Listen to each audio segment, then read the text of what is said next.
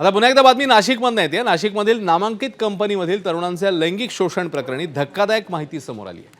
नामांकित कंपनीत धर्मांतराचं रॅकेट सक्रिय असल्याचं पोलीस तपासात समोर आलं। रोजगाराच्या शोधात असलेल्या महिलांची माहिती घेऊन त्यांना रोजगार देऊन जाळ्यात अडकवलं जात होतं। एका तरुणाला बेरोजगार मुली शोधण्याचं टार्गेट देण्यात आलेलं। मुली न मिळाल्यानं तरुणाने काम करण्यास नकार दिला। त्यानंतर त्या तरुणाला धर्म बदलण्यास सांगण्यात आलं अशी माहिती समोर येते। 8 जणांनी मुंबई नाका पोलीस ठाण्यात तक्रार दाखल केलेली। या प्रकरणी 9 गुन्हे दाखल झाले आहेत। 6 जणांना अटक झाली आहे। नाशिक पोलिसांकडून 5 आरोपींची कसून चौकशी सुरू आहे। हे सर्व संशयित आरोपी नाशिकमधील असल्यानं त्यांचा इतर कोणत्या गट संघटनांशी संबंध आहे का याचा तपास सुरू आहे। त्यामुळे या तपासात काय माहिती समोर येते पाहणं महत्त्वाचं आहे।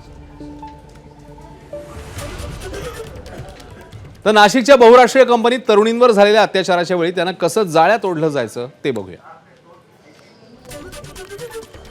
नोकरीच्या शोधातल्या तरुणी या टार्गेटवर असतात। मुलाखतीच्या वेळी फॉर्मवरून तरुणींच्या गरजा आणि मानसिकतेची माहिती मिळायची। जास्त पगार, सुट्टी, ओव्हरटाईम, प्रमोशन अशा प्रलोभनांनी या तरुणींना जाळ्यात अडकवलं जायचं। कॅफे, हॉटेल किंवा पिकनिकच्या बहाण्याने जवळीक वाढवली जायची।